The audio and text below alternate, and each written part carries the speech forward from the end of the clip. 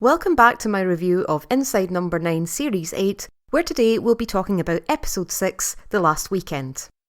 Did the series go out on a high? Yes, definitely, in my opinion at least, and from what I've seen, I think most of the fans would agree with me. For a series that's been a bit divisive in places, I've heard nothing but praise for this one so far.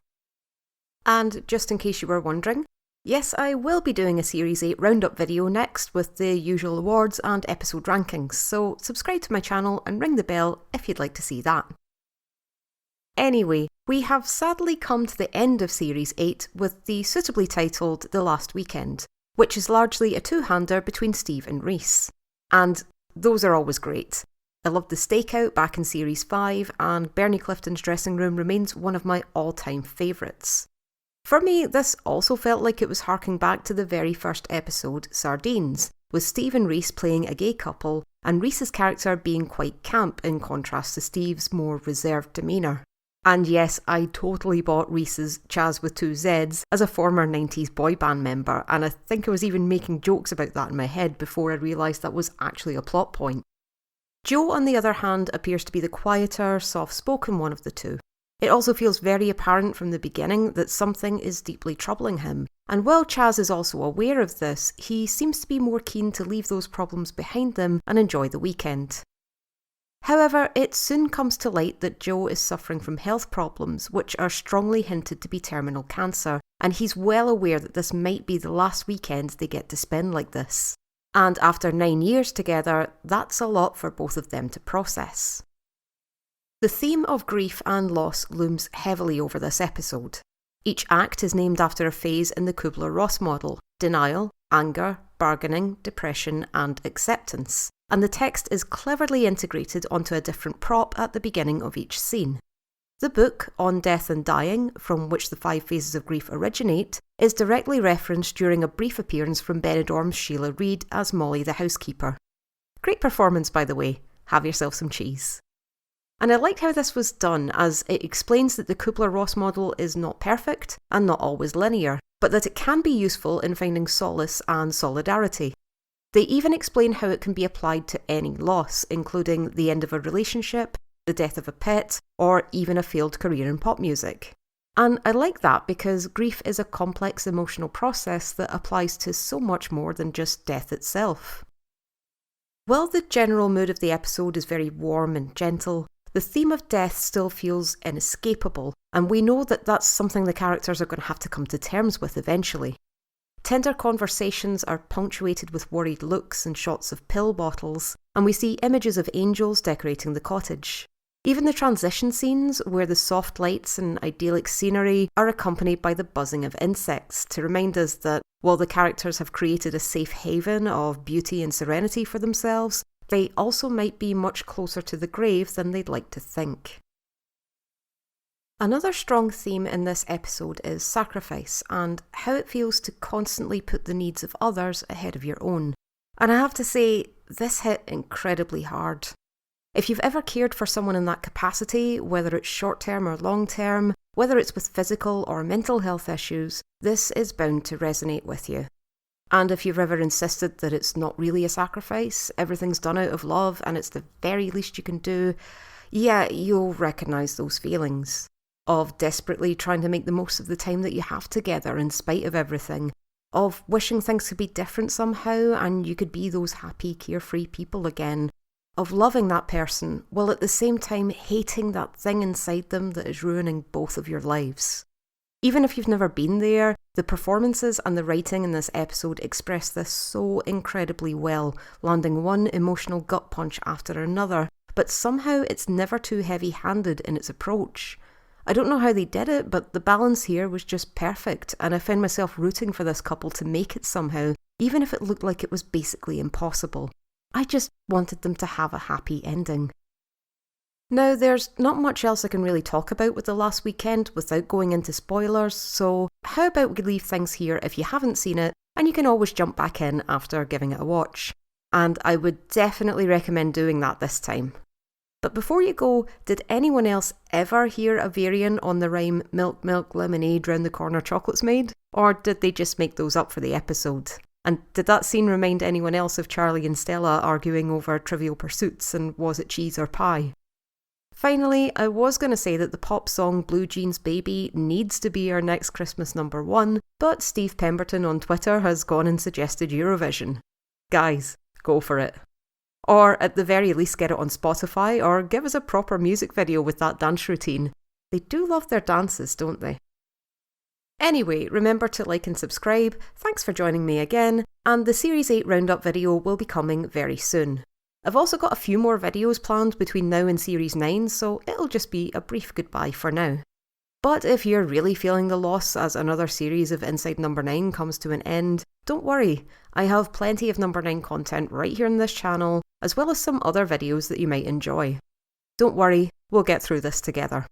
And by the way, this is your final warning that there will be spoilers from here on. Okay, so I have understandably been chomping at the bit to get to the spoiler section this time, because, oh my god, I think that might be one of the nastiest twists they have ever done. As a sadistic revenge plot, it's up there with Riddle of the Sphinx.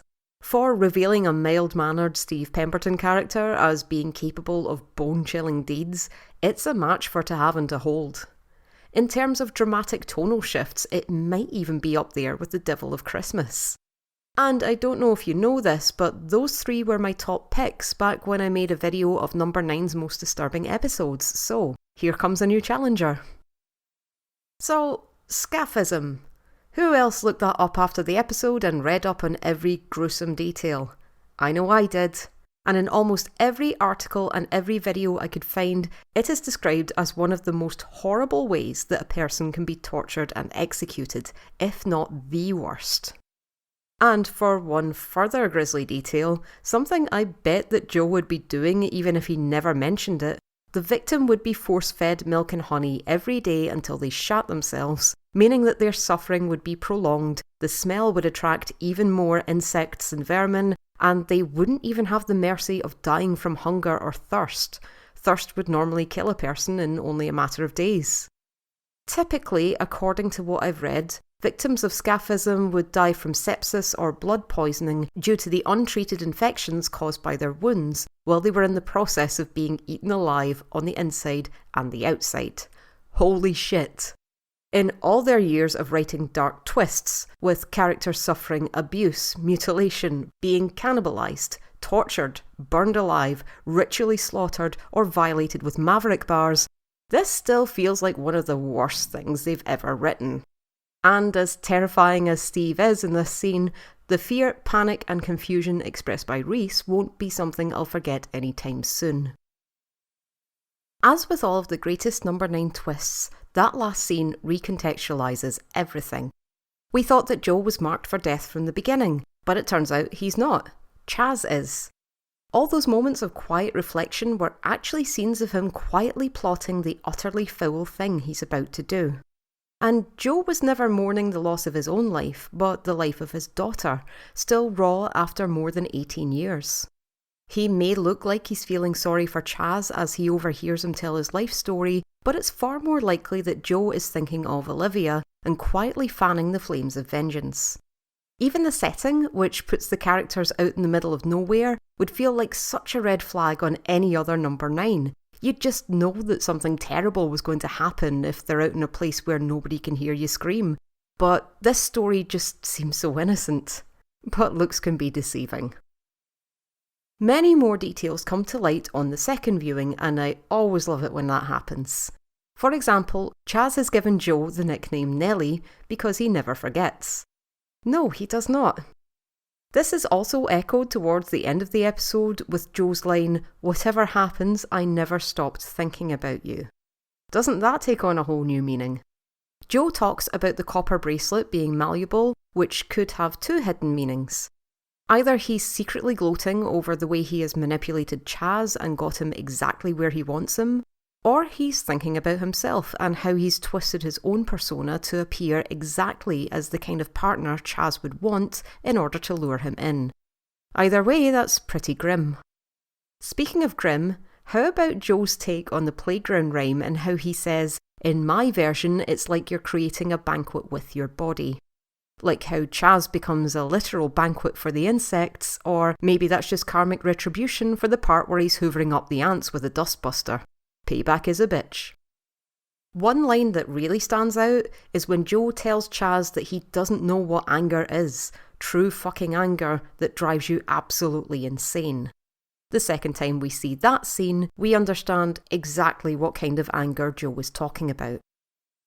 There even appears to be a twist on the theming, as Joe is effectively forcing Chaz through the stages of grief, not for Joe necessarily, but for the life Chaz might have had otherwise.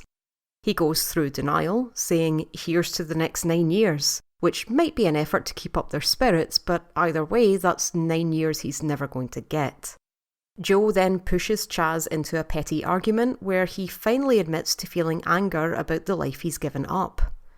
Chaz later tells Molly that he thinks anger is where he's stuck, and that he doesn't understand bargaining and, well, he ultimately fails to bargain his way out of his own fate. And while we hear him expressing his regrets, confessing to cyberbullying and admitting that what he did was wrong, that's still not enough to sway Joe from his campaign. But at least he's finally come to terms with the end of his pop career. Never mind Chaz, it's a shit business. In the depression scene, Joe keeps reminding Chaz that this might be their last weekend together, as Chaz knocks back the champagne, possibly in an attempt to drown his sorrows using alcohol, a depressant drug. By this point, Chaz is also depressed over the unknown quantity of Mick. But once Joe explains that Mickey Love is just a friendly nurse named Michaela, Chaz pulls out of his low mood and expresses pure joy upon learning that Joe is not being unfaithful. At least, that's what he thinks. And then we have that jaw-dropping acceptance scene with Chaz drugged, bound in concrete, and faced with no choice but to accept the reality of it all. "I've already done it," says Joe. "You're just in denial." Oof. As for Chaz and where this story leaves him, where do we even start? The realisation that he has wasted 9 years of his life, the final 9 years of his life to be exact. The fact that the man he fell in love with and gave up everything for never loved him back. In fact, he despises him in ways he probably can't even comprehend. And then there's the real kicker. That Chaz's careless and spiteful words on the internet almost 2 decades ago caused an innocent young girl so much pain that she tried to take her own life.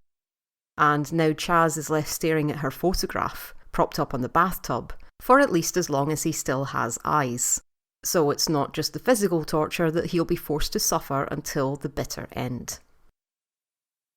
So that's The Last Weekend, definitely one of the most twisted and horrible endings this show has ever produced. And that's saying something. I loved it.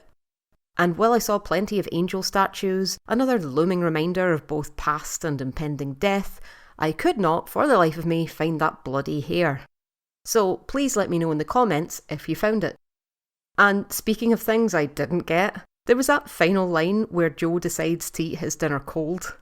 And I'm embarrassed to say that I didn't catch that the first time around, because revenge is a dish best served cold. Of course. Right, so what did you think of The Last Weekend? And will anyone be able to eat quiche in the same way again, or has it gone the way of the pot noodle for anyone who's sat through to Having to Hold? There's a scary Steve double bill in the making. And I think he might be catching up to the number of times that Reese has killed him on this show. If anyone's keeping track, then please let me know. And don't forget, my Series 8 roundup video will be coming up next, so if you could subscribe to the channel and ring the bell, that'd be lovely. See you then. She's my blue jeans baby. She's my blue jeans baby, baby. Oh god, it's in my head again.